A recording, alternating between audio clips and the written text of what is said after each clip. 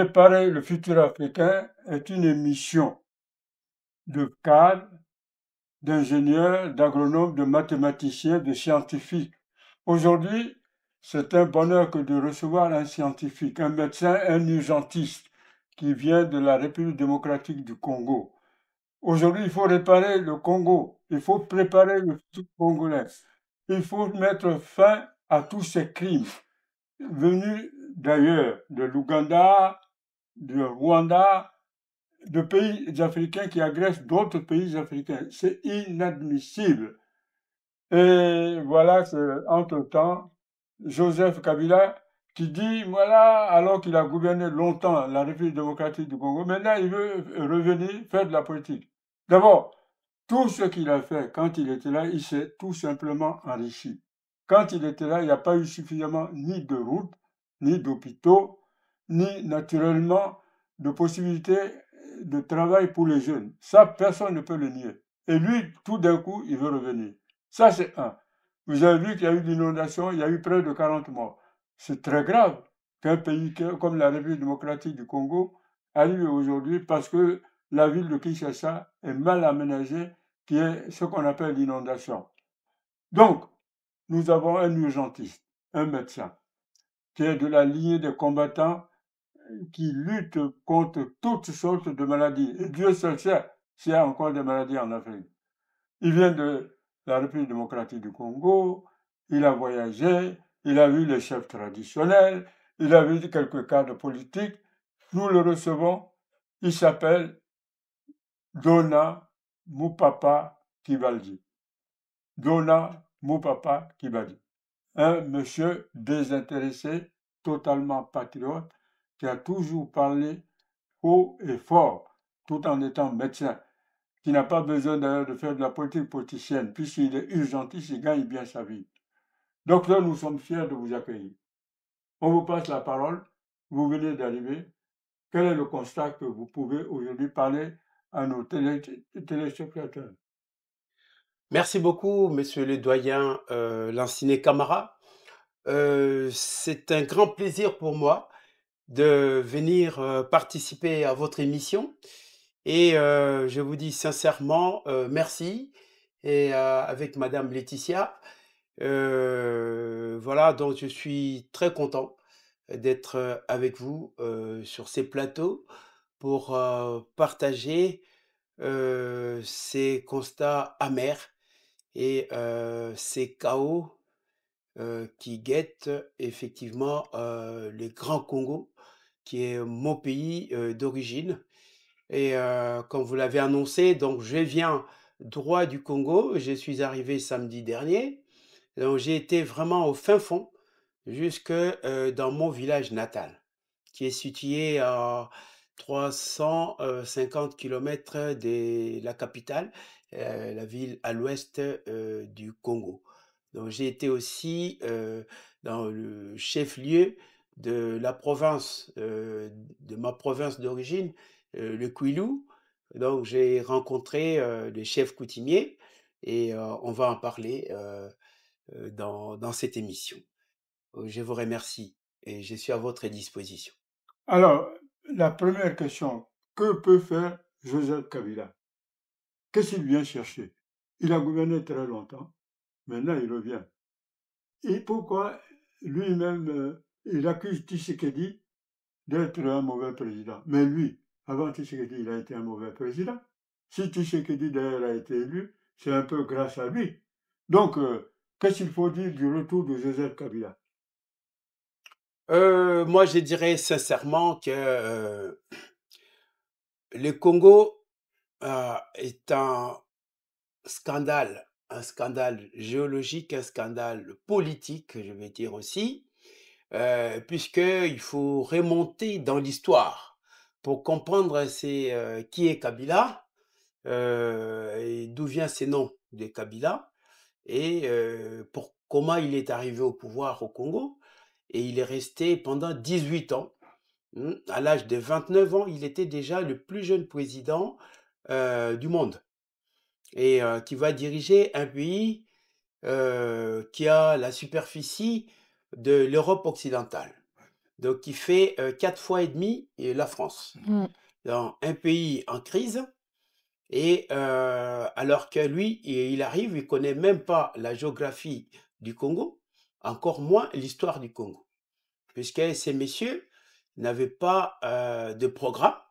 Quand il arrive d'abord au pouvoir, donc il succède à, bon, il y a des gens qui remettent en cause, hein, un peu sa, la Ça, paternité même de Kabila, père. Donc d'abord, c'est Kabila père qui s'appelait, Laurent Désiré Kabila, qui a fait, la rébellion contre, monsieur Mobutu, le maréchal Mobutu, aidé par, 3 armées, l'armée rwandaise, l'armée ougandaise et l'armée burundaise.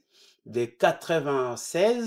1996 en mai 1997. Dans les 17 mai, Kabila père, donc Mouzé qu'on appelait, prend le pouvoir en chassant Mobutu, que le Congolais avait déjà vomi après 32 ans de dictature. Et il faut le dire que les Congolais en avaient marre de la dictature, c'est pourquoi ils ont accepté n'importe qui.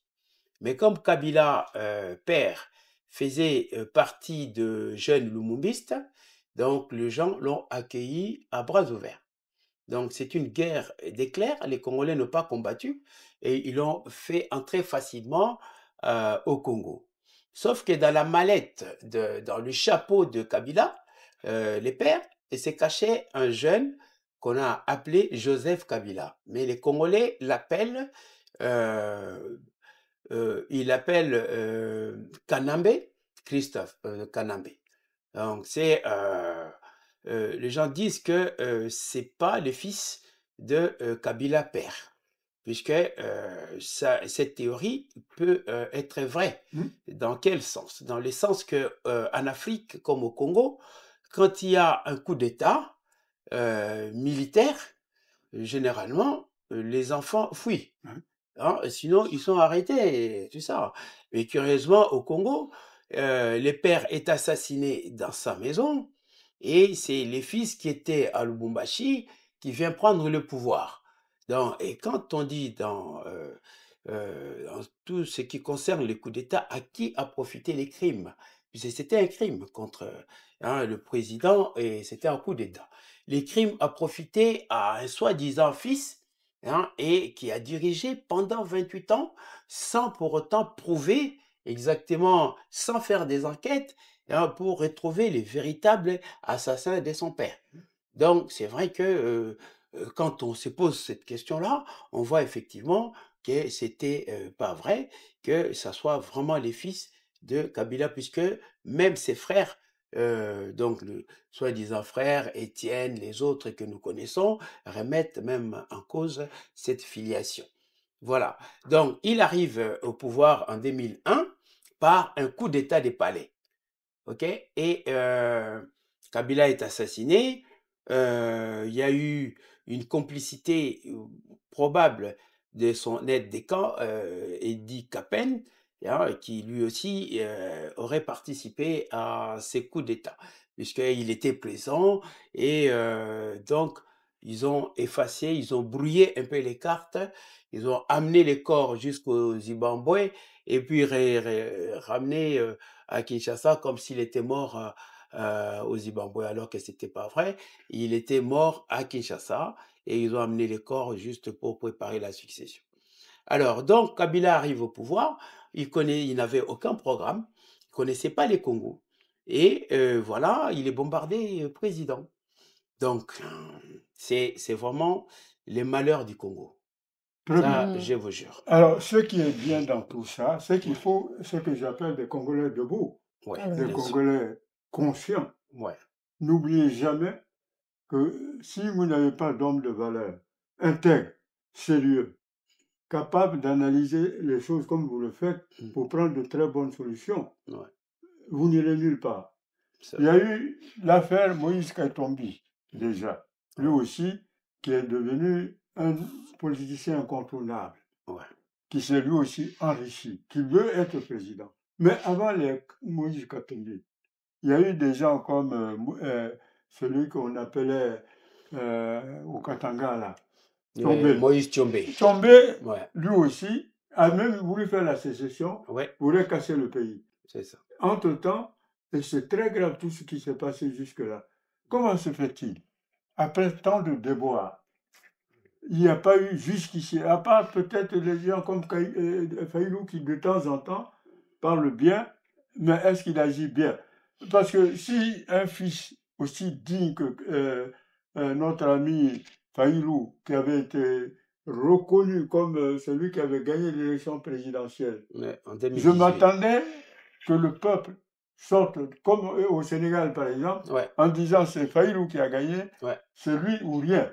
Et alors, comment se fait-il, Faïlou qui a gagné, n'a pas eu le peuple derrière pour dire non, c'est toi qui vas prendre le siège, le fauteuil présidentiel. Ça, c'est l'une des premières questions. Ouais. La deuxième question, la jeunesse, qu'est-ce qu'elle fait?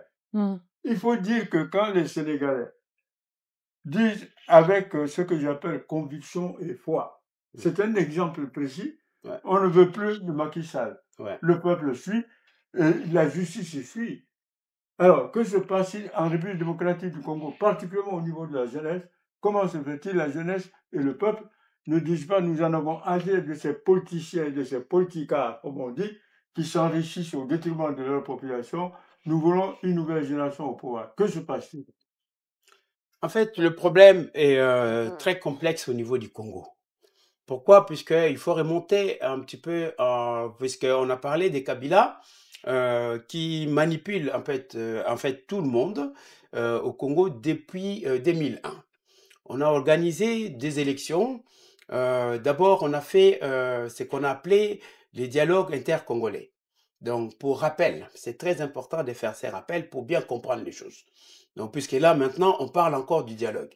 Alors que en 2003, il y a eu un dialogue intercongolais puisque le pays était presque divisé en trois. En trois, puisque il y avait deux rébellions. Rébellion au nord par Jean-Pierre Bemba, qu'on appelait MLC, et à l'est, RCD Goma, puisque quand Kabila combattait donc la première guerre de 97, donc Kabila s'est détourné du Rwanda et de l'Ouganda. Hein, les gens de Museveni et Paul Kagame qui l'ont amené au pouvoir. Ouais. Donc, ils ont créé deux rébellions. Kagame a créé les RCD Goma et Museveni a créé les MNC derrière Bemba. Et MNC, RCD Goma, c'était Ruberwa et Zaïdi Ngoma. Alors, donc, quand Kabila meurt, ils vont à Sun City se mettre d'accord puisque tous y combattaient Kabila les pères. Et Kabila fils arrive, comme il était des connivences avec les Ruberwa, les Kagame et Museveni, donc ils ont dit, bon, ça c'est un homme d'épaille, voilà, donc vous allez partager le pouvoir. Ils vont à Sun City, et après Sun City, ils créent ce qu'on appelait la formule 1 plus 4. Donc, un président avec 4 vice-présidents. C'est dit jamais vu au monde. Absolument. Hein, avoir un président de la République, 4 vice-présidents. Donc, ils se sont partagés les gâteaux, comme ça. Les rebelles, tout ça, ils étaient amnistiés alors qu'ils ont tué pas mal de gens. Jusqu'à les rapports Mapping en 2003 dénombraient déjà 6 millions de Congolais tués. Et des femmes violées et tout ça utilisées comme armes de guerre. 6 millions déjà en 2003. Alors, imaginez que cette guerre-là continue encore jusqu'aujourd'hui. Et nous sommes à combien de morts aujourd'hui? Ouais. D'après Charles Onana, on a déjà dépassé la barre des 10 Les millions. 10 millions. Oui, et là, dernièrement, à Goma, pour la 5e guerre, hein, toujours avec Kabila derrière, donc il y a eu au moins plus de 10 000 morts à Goma. Puisque tous ceux qui étaient malades, tous ceux qui avaient reçu des balles et tout ça, ils sont morts derrière puisqu'il n'y a pas d'hôpitaux. Il n'y a pas de soins. Alors là, oui. oui, ce qui est bien, Ouais. la jeunesse est avec nous. Bah, Oui, oui, bien sûr. Laetitia, Ouais. elle entend tout ça. Oui, Elle, bien sûr. elle est de la diaspora. Oui, bien sûr. Et la diaspora, la jeunesse de la diaspora veut le changement. Oui, bien Exactement. sûr. Voilà. Alors Laetitia, toi qui es jeune et qui est ce que j'appelle bien informée, une fille très cultivée, quand on entend tout ça, qu'est-ce que toi tu dis? Qu'est-ce que tu proposes? Et quelle question tu poses à notre ami le médecin? Mais justement, vous l'avez, très justement évalué par rapport au nombre de morts qu'on reporte aujourd'hui, Ouais, qui reste l'un des plus grands crimes de l'humanité bien sûr.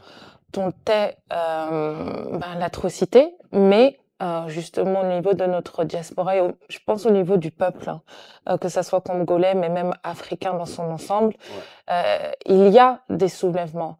Maintenant, quels sont les moyens ouais. quels sont vraiment les moyens pour vous, nos anciens, pour vous qui avez la transmission et notamment le savoir, quels sont les moyens que vous pouvez mettre à notre disposition qui, outre, les manifestations qui sont faites, outre l'information qui est mise sur les réseaux, qui nous permettrait aujourd'hui de pouvoir trouver des solutions concrètes et d'agir, afin de pallier, à ce qui se passe et un peu à l'échelle, du cri qui s'est fait, avec, la Palestine, qui s'est fait quand même entendre. Ouais, On a quand même une diaspora qui est puissante, ouais. qui est éveillée sur la question.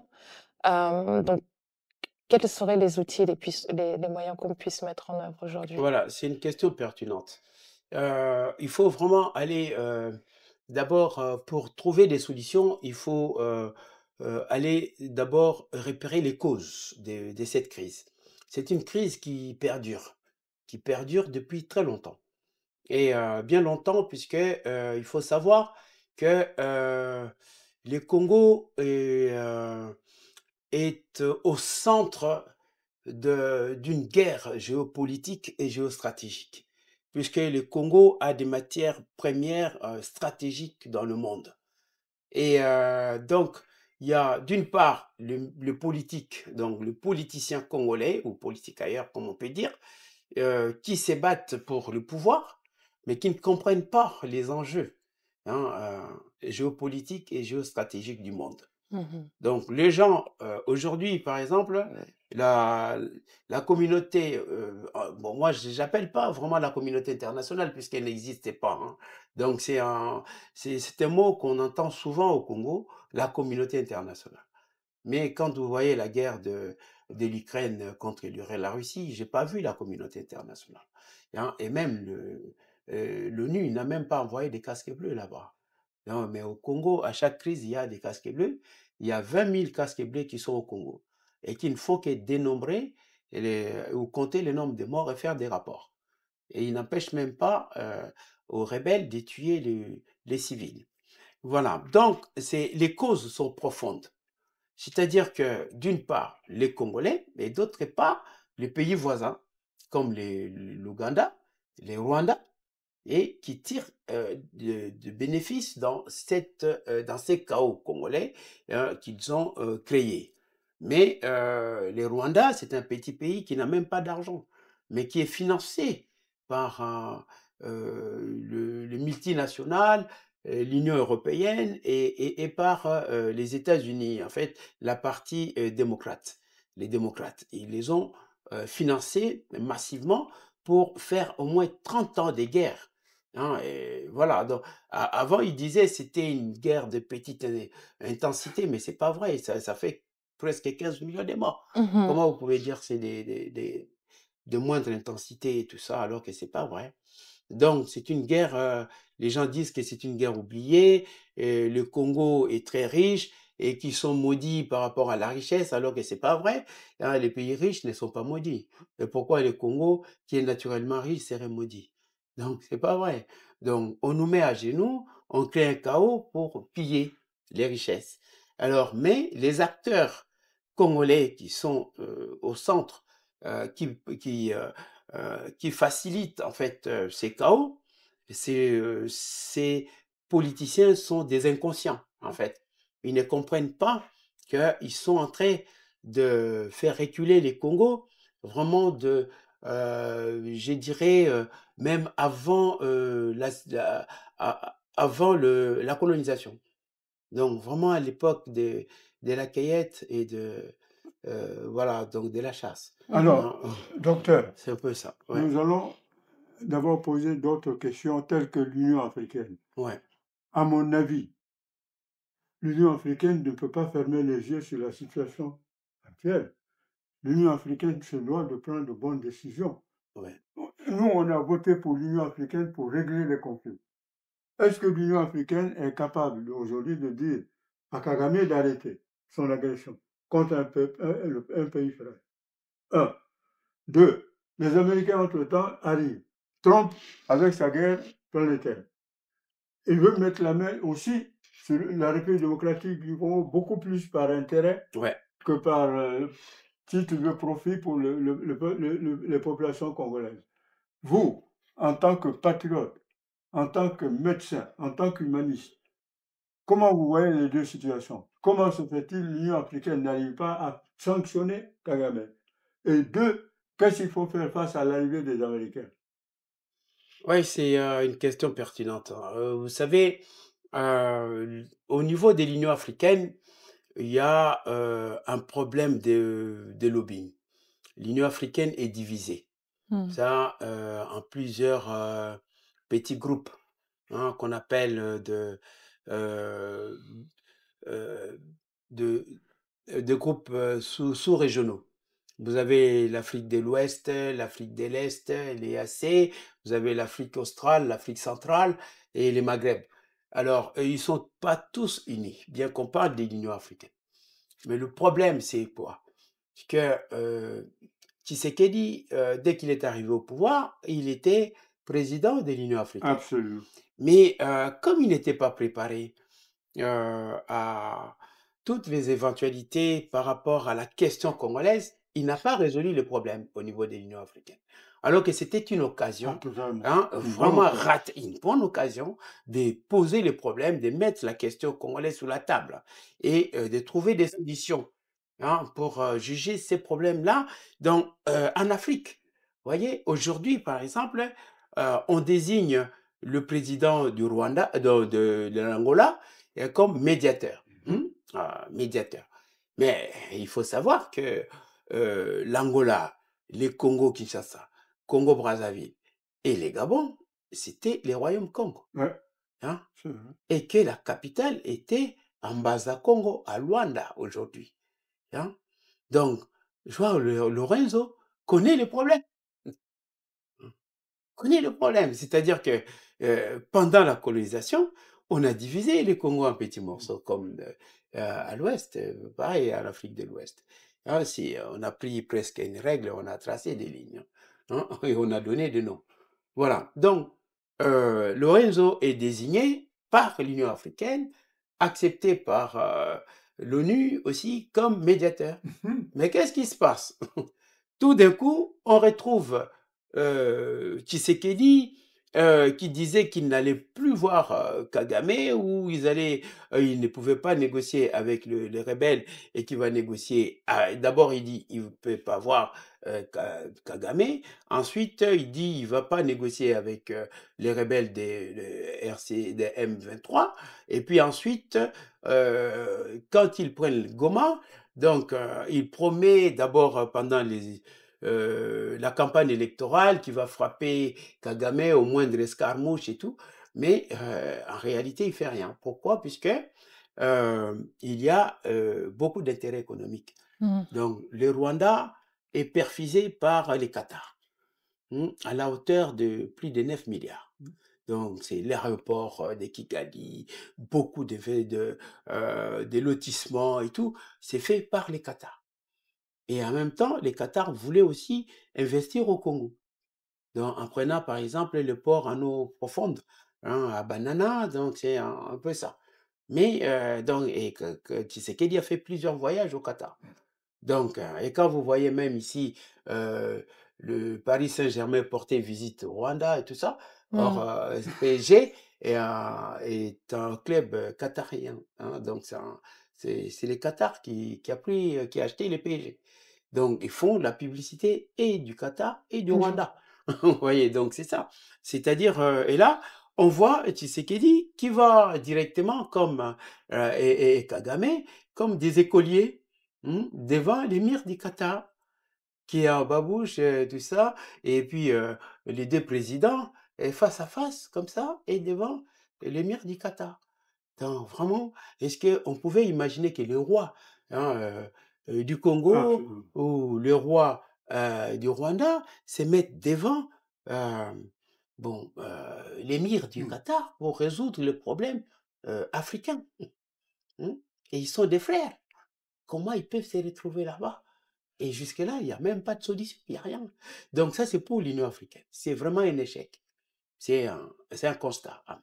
C'est-à-dire que nous sommes incapables de résoudre nos problèmes, Mmh. hein. Pourquoi tout ça? ouais, alors, C'est grave. euh, Alors, au niveau international, voilà, ouais, attendez. oui, Il faut que l'Union africaine nous entende bien. oui. Mmh.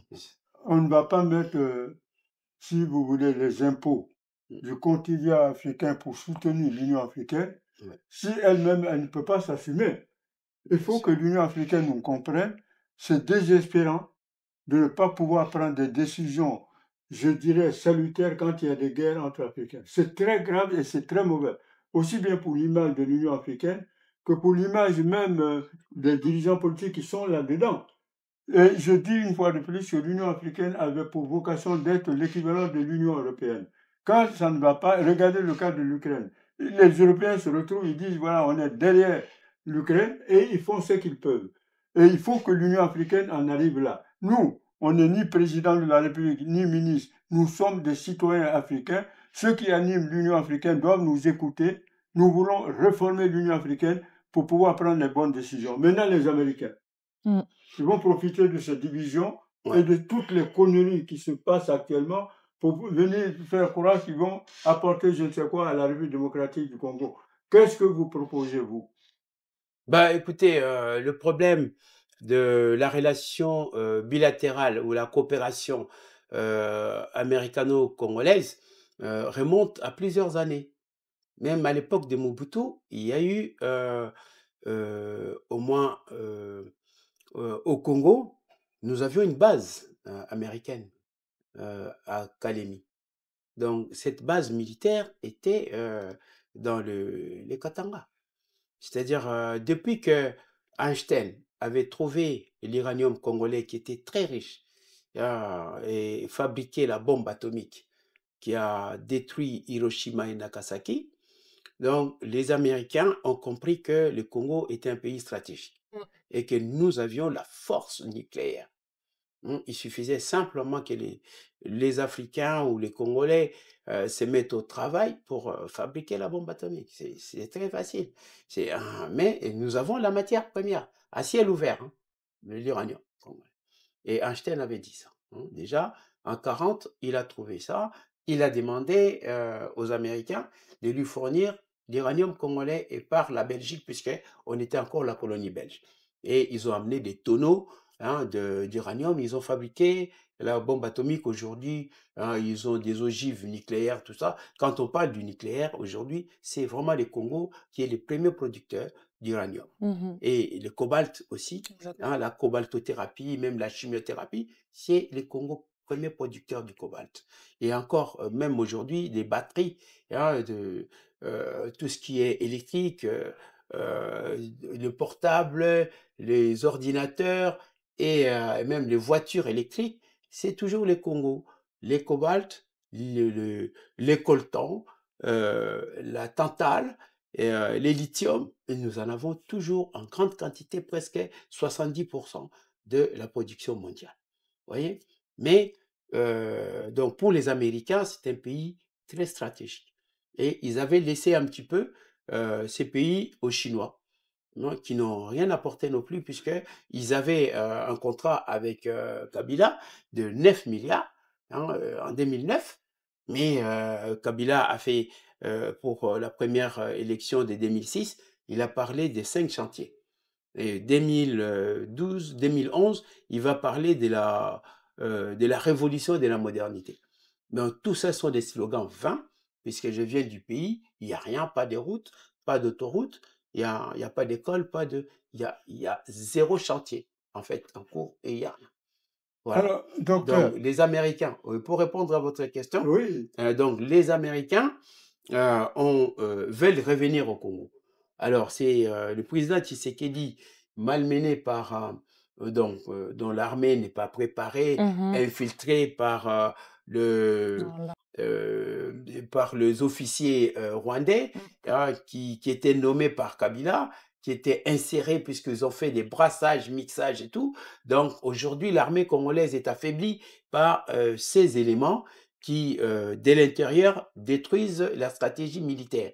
Et donc, il n'y a pas de guerre. Comme à Goma, ils n'ont pas combattu. Ils ont laissé plus de 300 tonnes de matériel. Même des avions, ils n'ont même pas utilisé. Hein. Donc, c'est-à-dire qu'il y a eu une complicité interne et les enfants, les soldats congolais ont été tués en masse sans combattre. Alors, et tout ça, donc, Tshisekedi a proposé à l'arrivée de Trump, donc du président Donald Trump, donc il a proposé à Trump de faire une coopération militaire en échange avec les minéraux. Bon, donc un deal, mais les Américains ont répondu oui, mais il faut d'abord un climat d'affaires.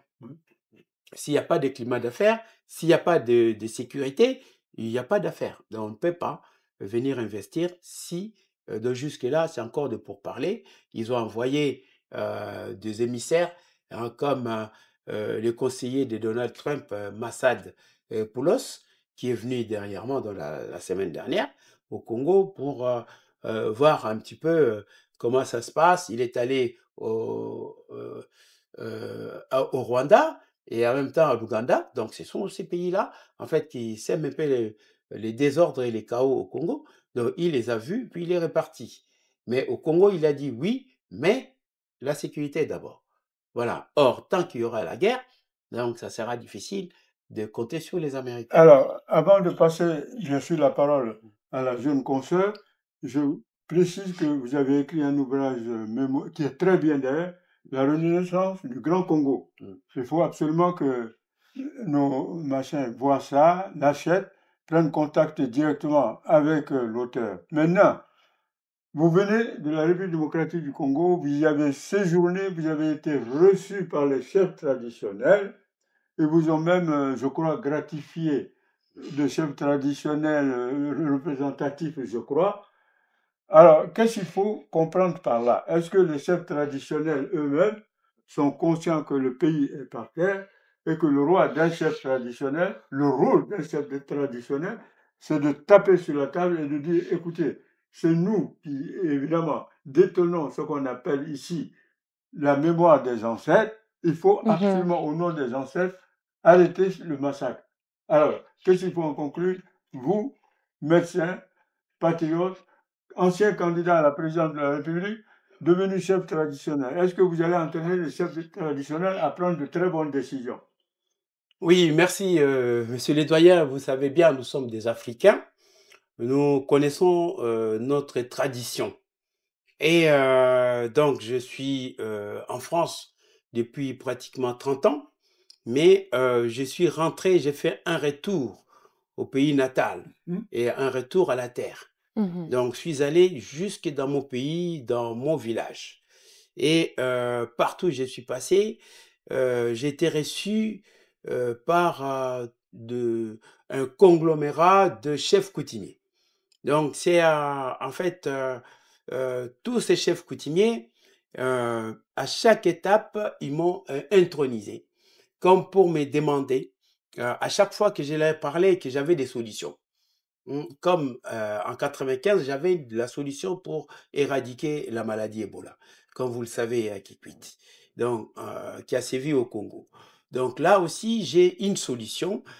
C'est pourquoi j'avais écrit ces livres-là, donc qui s'intitulent La Renaissance du Grand Congo, ok, pour l'avènement de la 4e République. Donc pour moi, je lance un appel, un vibrant appel à tous les Congolais, épris de paix et de justice, et à tous les Africains de se ranger derrière moi pour que nous puissions sauver les grands Congos. Puisque pour sauver l'Afrique, il faut sauver les Congos, comme disait Frantz Fanon. Donc, le Congo est dans les chaos et l'Afrique aussi. Puisque le Congo constitue les chapiteaux de l'Afrique, au centre. Donc, c'est les piliers même de l'Afrique. Le jour où le Congo va se relever, pour aller vers le développement, c'est toute l'Afrique entière qui va s'élever.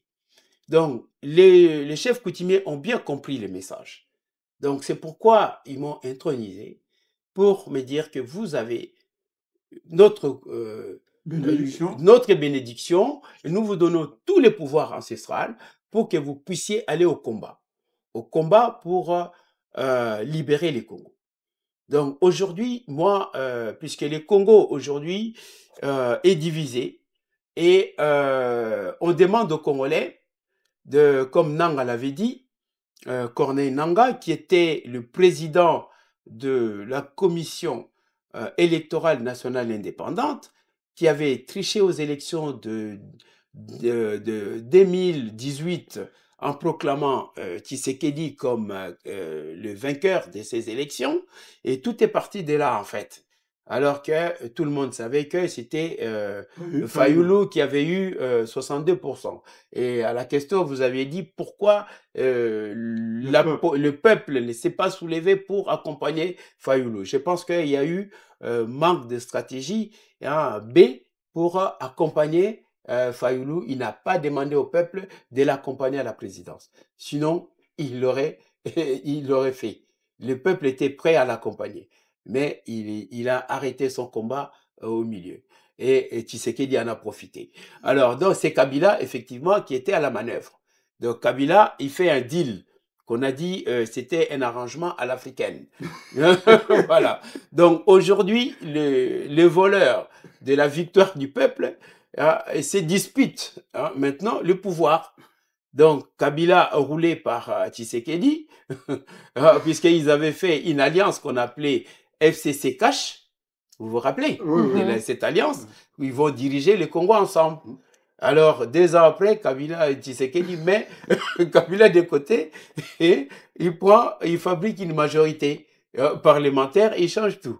Il récupère tous les pouvoirs. Alors, Kabila frustré, c'est ça, il revient maintenant par la guerre. Et Nanga déclare que c'est eux qui ont créé le monstre. Donc, ils appellent Tshisekedi monstre et que c'est eux qui ont le pouvoir de détruire le monstre qu'ils ont créé.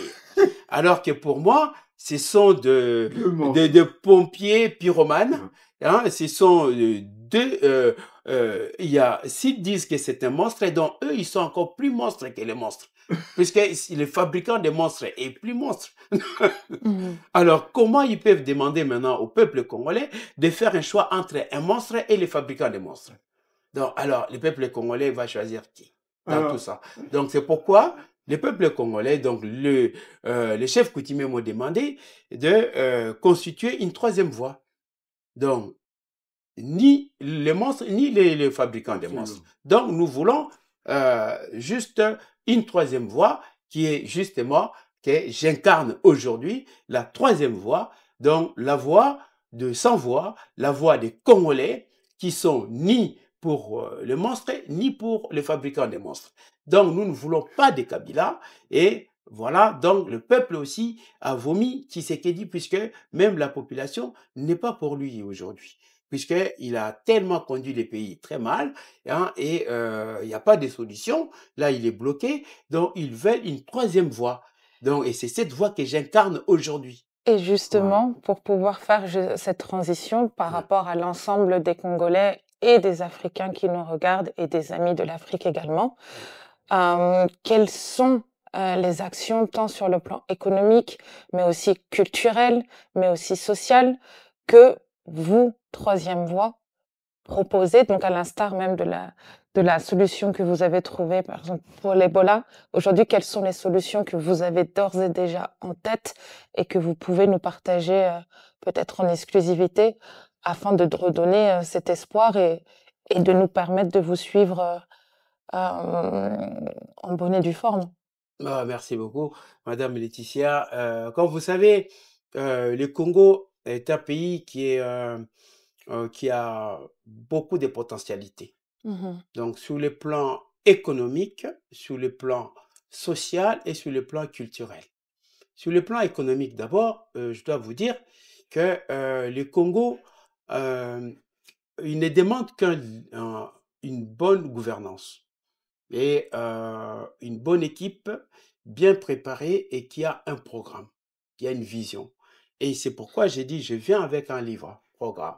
Ça, c'est un livre-programme. Et dedans, j'ai plus de 650 résolutions. Donc, pour remettre les Congos sur les rails. C'est-à-dire quoi? Donc, sur le plan économique, le Congo, rien que le sous-sol, représente plus de 30 000 milliards de dollars. Plus de 30 000 milliards dans le sous-sol. Donc, au lieu de faire... j'étais très surpris de voir le président Tshisekedi, prenant le pouvoir, il va sillonner le monde à faire 200 voyages pour chercher 1 milliard, alors que nous avons 30 000 milliards dans le sous-sol. Il suffisait simplement d'acheter des bulldozers et de construire des raffineries de l'or, raffineries de cobalt et tout ça, et amener, transférer la technologie, obliger les Chinois à extraire que les minéraux et ne pas importer la terre. Aujourd'hui, il y a des bennes, 500 bennes sortent chaque jour des terres rares, mis dans des bateaux et qui vont en Chine. Et ça laisse justement des grands trous. Excuse, ça laisse des grands trous dans le... Mais et quand est-ce que nous, et comment nous allons renfermer ces trous-là? Donc, vous voyez, donc ça va provoquer plus tard des tremblements de terre. Ouais, puisqu'ils creusent, et ça s'est rempli avec de l'eau, et parfois, il y aura justement des tremblements de terre plus tard. Donc, c'est très grave. Donc, les Chinois, on doit obliger les Chinois à extraire et à raffiner les produits tous sur place, comme les Belges le faisaient. Donc, c'était les lingots de cuivre qu'on amenait en Belgique pour faire des fils de fer, des fils de conduction et tout ça, de cuivre. Donc, ils n'amenaient pas la terre, mais les Chinois amènent la terre. Donc, il n'y a rien, il n'y a aucune technologie, il n'y a rien sur les terrains, donc ce n'est pas normal. Donc, et si nous raffinons tout, nous développons d'abord ce qu'on a appelé une économie, les secteurs primaires, secondaires et tertiaires, en même temps sur place, ça va créer des emplois, vous voyez, et ça va réduire les chômages. Aujourd'hui, il y a 90% des chômeurs au Congo, 90%. Or, la population est jeune. Voyez, Très jeune. Très jeune. Donc, ils sont tous au chômage. Nous avons des licenciés que j'ai vus au Congo qui vendent des puces de téléphones, qui vendent des unités, des mégas. Et c'est grave quand même ça. Pour arriver justement à ce constat, vous passerez par qui justement? Comment ferez-vous pour pouvoir créer cette organisation qui permettrait justement de créer l'emploi, qui permettrait de rassembler concrètement? Vous vous appuierez sur qui? C'est ce que je vous dis justement. Si je constitue la troisième voie, c'est-à-dire que Tshisekedi il a échoué, Kabila 18 ans n'a rien apporté. Donc Nanga c'est Kabila. Donc aujourd'hui Kabila rentre à Goma, la partie conquise par Nanga. Et par le militaire rwandais. Donc, ce n'est pas Kabila qui viendra encore. Qu'est-ce qu'il n'a pas fait pendant 18 ans qu'il viendra encore faire? Exactement. Donc, s'il n'a pas fait pendant 18 ans, qu'est-ce qu'il fera encore d'autre? Donc, c'est pourquoi moi, je propose la troisième voie. Et avec mon programme là-dedans, donc, nous avons justement la création des zones économiques spéciales. Donc, dans chaque secteur, secteur agricole, nous allons créer des industries donc des firmes agro-industrielles. Et au niveau des minéraux, on ne va pas seulement se contenter des minéraux et vendre ou envoyer la terre, mais on va exploiter sur place et les développer sur place aussi. Et en même temps, les partenaires viendront acheter chez nous. Aujourd'hui, donc il faut prendre d'abord le pouvoir. Si vous n'avez pas le pouvoir, mais qui va faire ça? Puisqu'il y a une mauvaise gouvernance, il y a la corruption à un niveau institutionnel. La corruption est institutionnalisée. Donc aujourd'hui, même les impôts, les gens ne payent pas des impôts. Les sociétés qui sont là sur place ne payent pas. Donc, et même le personnel, il n'y a pas d'impôt sur les revenus, il n'y a pas de taxes comme la TVA. Et imaginez un pays comme le Congo peut avoir un budget de 10 milliards ou de 15 milliards, alors que nous avons beaucoup de voitures à Kinshasa, il n'y a que des embouteillages là-bas. C'est-à-dire que rien qu'avec la TVA du pétrole, nous pouvons déjà avoir plus de 50 milliards. TVA seulement. Vous voyez? Donc, c'est-à-dire qu'il y a beaucoup d'argent, mais qui part dans ce qu'on appelait l'économie souterraine. Il y a une économie souterraine et on ne récupère pas, il n'y a pas de recettes. Et s'il n'y a pas de recettes, on ne peut pas faire des routes, on ne peut pas payer les enseignants et on ne peut pas réhabiliter les infrastructures. Donc, il faut prendre d'abord le pouvoir et mettre en place un programme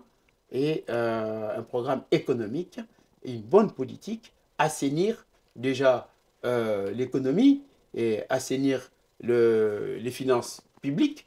Et à ces moments-là, vous pouvez lancer la machine. Sinon, c'est impossible. Mais le Congo a tous les atouts. Donc, il suffit simplement d'une bonne gouvernance. Voilà, donc un bon programme pour redresser ça le plus tôt possible. Et c'est très facile. Puisque même le Singapour a fait, hein, mais ils n'ont même pas la moitié des ressources que nous avons. C'est-à-dire qu'avec la troisième voie que vous conduisez, il y aura des usines de transformation de vos matières premières sur place. Vous allez faire en sorte que les Congolais eux-mêmes apprennent ce que c'est que le mécanisme de développement, mais dans la transparence et dans une juridiction bien définie. On est d'accord? On est d'accord, mais c'est ça. Mais d'abord, le problème, c'est il faut faire la guerre. Il faut d'abord gagner la guerre et assainir l'environnement, c'est-à-dire mettre fin à l'insécurité. Alors, mais pour mettre fin à l'insécurité, il faut vraiment une bonne armée. Donc, c'est aujourd'hui, vous voyez, deux voleurs, les deux voleurs se disputent les pouvoirs. Et ils vont prendre les pouvoirs, ils vont prendre des armes pour s'affronter. Et entre-temps, le peuple meurt.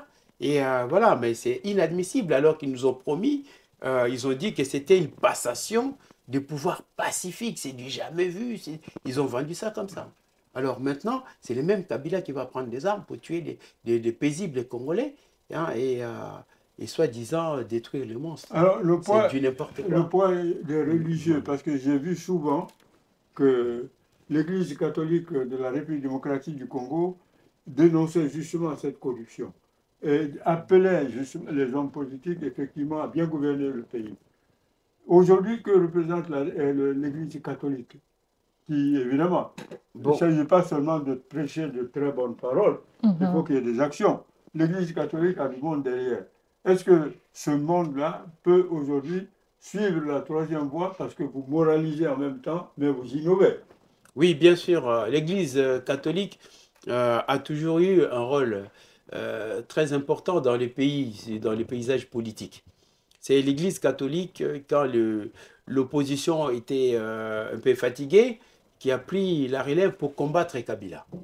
Okay? Mais aujourd'hui, l'Église catholique propose une médiation, hein, comme on dit, les bons offices et tout ça, pour remettre tout le monde autour d'une table et de façon pacifique résoudre le problème. Mais c'est très compliqué puisque il se retrouve entre deux camps, donc les FCC cash, c'est-à-dire les camps de Tshisekedi hein, et les camps des Kabila, qui se font la guerre maintenant. Et une guerre qui est en fait soutenue par le Rwanda, qui tire toujours les ficelles puisque le Rwanda, aujourd'hui, je vous dis, est devenu premier producteur du cobalt et du coltan. Donc, c'est eux qui profitent de ça, puisque quand ils prennent des mines, de Lubero, de l'Est et tout ça, Bunagana, donc ça va directement au Rwanda. Donc, voilà. Donc, ça ne profite même pas aux Congolais. Donc, c'est pourquoi l'Église catholique avait proposé ça, mais c'est torpillé. Torpillé par qui? Par le président lui-même, hein, qui va rencontrer Kagame hein, à 8000 km de l'Afrique, au Qatar. Donc, et qu'est-ce que le prêtre va faire rapport là? Puisqu'ils ont choisi eux-mêmes un médiateur qui n'est même pas connu et un catimini. Mais docteur, voilà, donc c'est dommage. Docteur, les patriotes ne doivent pas se taire. Les Lumumbis, où sont-ils? Que font-ils? Mais le moment est mort pour que ce pays se redresse, pour que ce pays retrouve ce qu'on appelle son âme. Comment se fait-il? Aujourd'hui, je n'entends pas pratiquement parler de l'homombisme. Est-ce que les Lumumbistes peuvent travailler avec Faïlou? Les quelques hommes politiques encore crédibles. C'est ça le problème. Il vous faut des hommes d'État. Il vous faut des gens qui, comme tu le fais actuellement, amènent de nouvelles idées, conscientisent, expliquent. Il faut que vous soyez des chirurgiens de la vérité et en même temps les chirurgiens du rassemblement de votre pays. Alors, les Lumumbistes, que deviennent-ils? Le constat est un peu amer pour les Lumumbistes, ça je dois vous dire, puisque qui est Lumumbiste et qui ne l'est pas. Bon, cette question-là, je vais vous dire que les Lumumbistes ont participé au pouvoir par Gizenga Antoine, qui était donc les remplaçants, les dauphins de Lumumba, c'est Gizenga. Donc Gizenga était le vice-premier ministre de Lumumba. Alors, vous vous souviendrez qu'en 2006, à l'élection de 2006, Gizenga était la troisième, il venait en troisième position, hein, après Jean-Pierre Bemba. Alors, donc l'élection de M. l'abbé Malou Malou, qui était le président de la CNI, ils avaient proclamé Kabila vainqueur alors que c'est Jean-Pierre Bemba, hein, c'est Jean-Pierre Bemba qui avait gagné aux élections. Et les Lumumbistes, représentés par Gizenga, ont soutenu Kabila fils. Hein, ils sont allés avec Kabila. Alors, donc, qu'est-ce qu'ils ont fait? Rien du tout. Et les successeurs d'Antoine Gizenga, c'est Mozito, que vous connaissez aujourd'hui, qui est avec Tshisekedi aujourd'hui. Donc, ils sont éparpillés. Il y a un autre, Frank Djongo, qui est maintenant, qui s'est rallié à Nanga. Alors, vous voyez un peu? Donc, il n'y a rien, il n'y a plus de courant lumumbiste. Ah, c'est dommage. Je dois vous dire sincèrement, ils sont dilués. Voilà. Mais alors, vous avez parlé de Jean-Pierre Bemba. Ouais. Actuellement, ce Jean-Pierre Bemba avait fait la CPI, avait été mis en prison. Oui. À la CPI. Après, il a été blanchi. Ouais. Alors, depuis, il est, je crois, le ministre du Transport. Voilà. Ouais. Alors, pourquoi il se tait? Comment se fait-il? Oui. Quelqu'un qui a été embastillé à la CPI, qui a été blanchi, ouais. qui revient dans son pays, on lui confie encore ce que j'appelle des postes stratégiques. Oui. Lui, il doit élever le débat, il doit venir à Paris pour faire une conférence de presse, il doit venir ici sur notre chaîne pour qu'on lui pose des questions. Comment Jean-Pierre Bemba, qui n'a certainement pas besoin d'argent, il doit en avoir suffisamment, puisqu'il en a eu depuis son papa. Comment il peut se taire aujourd'hui alors que son pays est en train d'aller dans tous les sens? Non, Jean-Pierre Bemba ne s'était pas.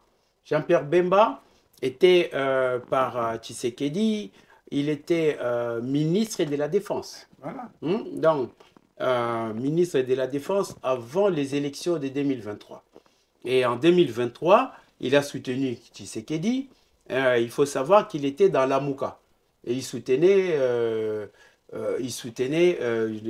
Fayoulou. Ouais. Mais comme avec Katumbi, ils sont allés dans la majorité avec Tshisekedi quand ils ont mis de côté les camps Kabila. Donc, c'est là où, avec Eve Bazaïba, hein, qui prend encore l'environnement jusqu'aujourd'hui et l'agriculture, donc Eve Bazaïba est le ministre de Jean-Pierre Bemba, de MLC. Donc, Jean-Pierre Bemba était ministre d'État et ministre chargé de la défense. Mais les gens croyaient peut-être qu'il allait réformer l'armée et tout ça avec Tshisekedi, mais ils ne l'ont pas fait.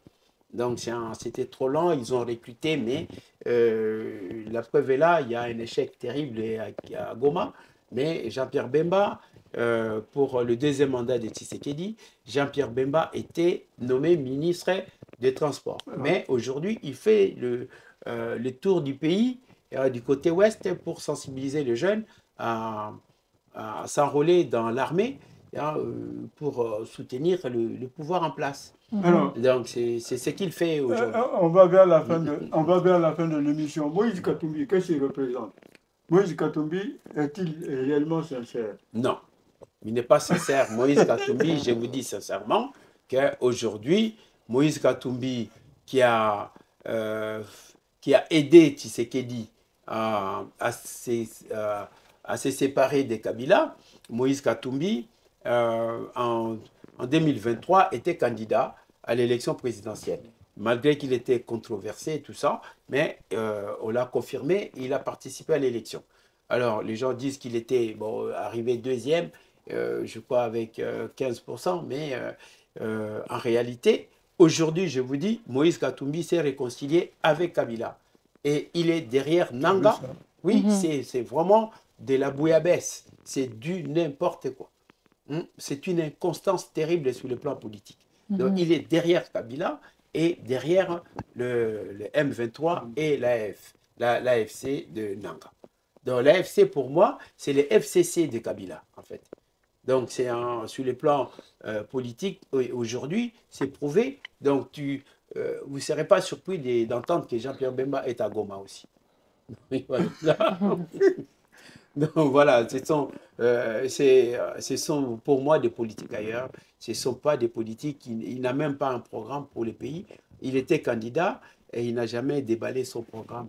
Il n'a même pas un livre-programme pour le pays, pour redresser les pays. Maintenant, quelques, disons, projets que vous nous balancez immédiatement sur notre chaîne, quelques bons projets pour pouvoir attirer la foule des patriotes derrière la troisième voie, quelques projets phares pour dire que même avant de prendre le pouvoir, parce qu'il ne s'agit pas déjà de prendre le pouvoir, il s'agit de mettre sur table les projets fédérateurs, les projets motivants, les projets effectivement juridico-économiques pour dire que l'argent volé par Kabila doit revenir à l'État congolais, au peuple congolais. C'est très important. Katumbi, si c'est enrichi de manière propre, il faut absolument qu'il remette tout ça au peuple. Donc, tous ces voleurs, puisque c'est vous qui le dites, ce sont des voleurs, et il faut que les voleurs rendent ce qu'ils ont volé. Alors, bien évidemment. En mots-clés. C'est ça. Non. En mots-clés. Mais c'est vrai. Oui, bien sûr. Même Kabila a des milliards. Voilà, donc il faut absolument qu'il... Alors, vous, quels sont vos projets juridico-politiques pour que tout cela rentre dans l'ordre et que le peuple congolais ait confiance en ces hommes politiques? Quels sont ces projets phares?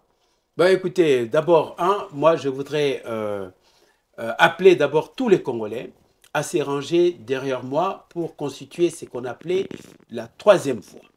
Et aujourd'hui, tous les chefs coutumiers, tous les chefs des terres m'ont confié ce pouvoir pour vous annoncer aujourd'hui la création de la troisième voie. Cette troisième voie, pour moi, est une voie salvatrice pour le peuple congolais. Donc, ils nous feront la guerre, mais ils ne nous vaincront jamais. Le Congo restera toujours uni et debout. Et tous les Congolais sont vent debout puisque nous avons combattu ces pouvoirs de Kabila depuis son avènement jusqu'en 2018.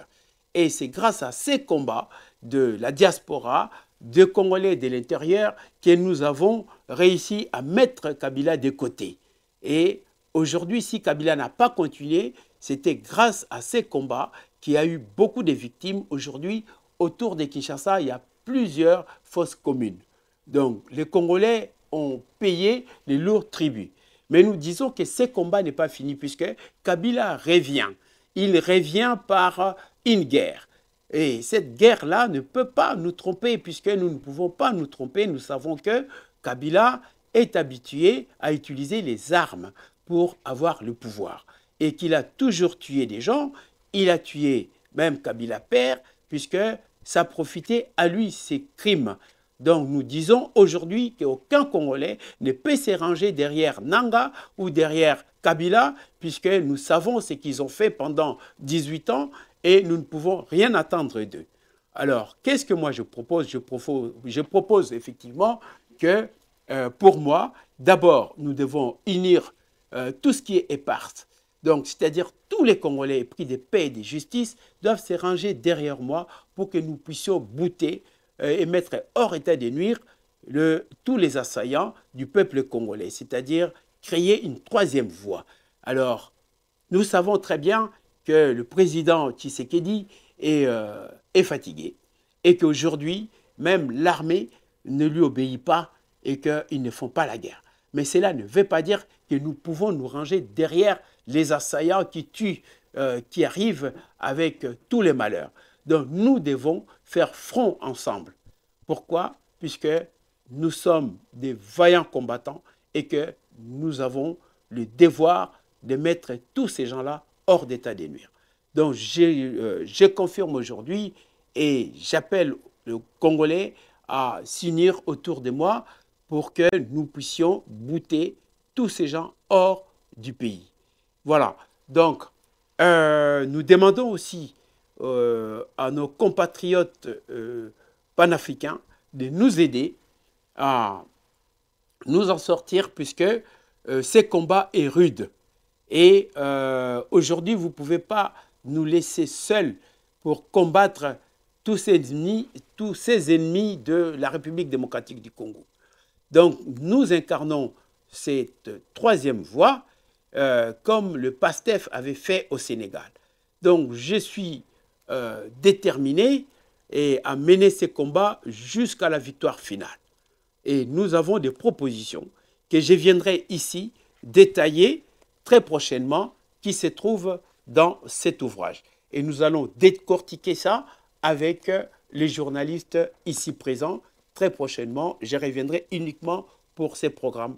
Et puisque pour moi, il faut simplement un Congo uni, un Congo fort autour d'un seul idéal, le vivre ensemble. Merci. Docteur, vous avez effectivement ce que j'appelle le projet motivant. Maintenant, le plus urgent, c'est la politique sanitaire. Au Congo, on meurt comme des mouches. Il y a énormément de maladies. Il y a eu un moment où il y avait même beaucoup d'empoisonnement. Oui, oui. Alors, je suis très heureux parce que vous nous avez parlé à l'époque d'une fondation, oui. Pas de fondation, mais quelque chose. Fondation, oui, voilà. Fondation Docteur Moupapa. Pour la politique sanitaire. Oui. Voilà un bon projet. Oui. Ça dit que les Congolais vont voir qu'il y a un médecin, celui qui a eu le prix Nobel de médecine. C'est le docteur... de paix. Ouais. Il a eu le prix Nobel. Là. Oui, c'est le docteur Mukwege. Je m'attendais que c'est lui qui allait prendre ça à bras le corps, ouais. Qu'il allait avoir une politique sanitaire en tant que médecin lui-même.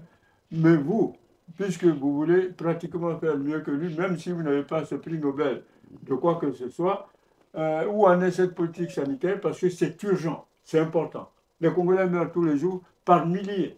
Oui. On ne peut pas laisser ça comme ça.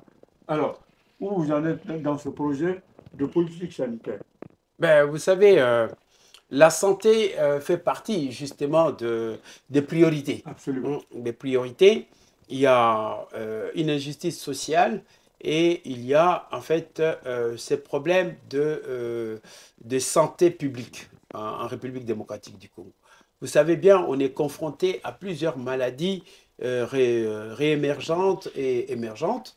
Et donc pour moi, dans mon programme, qui se trouve enfermé dans ces livres, sous les plans sanitaires, je proposais en fait la création de la réhabilitation d'abord de tous les hôpitaux et les équipements de haute technologie comme aujourd'hui. Mais j'étais au pays, en fait. J'ai vu des grands hôpitaux, tout ça, où il manque de tout. Il manque même de couveuses. Oui. Donc, et c'est pas possible. Donc, je suis allé dans l'hôpital où je suis né. Donc, il n'y a pas de couveuse, alors qu'à l'époque, même dans les années 60, il y avait des couveuses. Aujourd'hui, il n'y a rien. Et ils mettent de l'eau chaude hein, dans des bacs hein, en plastique hein, pour mettre les bébés à côté. C'est vraiment très grave. Ouais. Donc, c'est vraiment terrible. C'est-à-dire qu'on est rentré vraiment très en arrière et que tout est à refaire. Sur le plan sanitaire, j'ai un bon programme, ok, et une bonne politique de santé publique. Donc, nous devons financer la santé au Congo et même la formation, l'école et tout ça. Donc, tout est enfermé dans ces livres. C'est pourquoi j'ai dit, je reviendrai très prochainement pour qu'on déballe un petit peu tout ce que moi j'ai prévu hein, dans ces programmes. Puisque ce n'est pas quelque chose à décrire en peu de temps, mais il faut vraiment qu'on ait toute une émission pour que je puisse vous expliquer ce que j'ai prévu pour la santé. Ma jeune consoeur dynamique, parce qu'il faut toujours donner la parole à la jeunesse. Ouais. D'après tout ce que vous venez d'entendre, qu'est-ce que vous en pensez?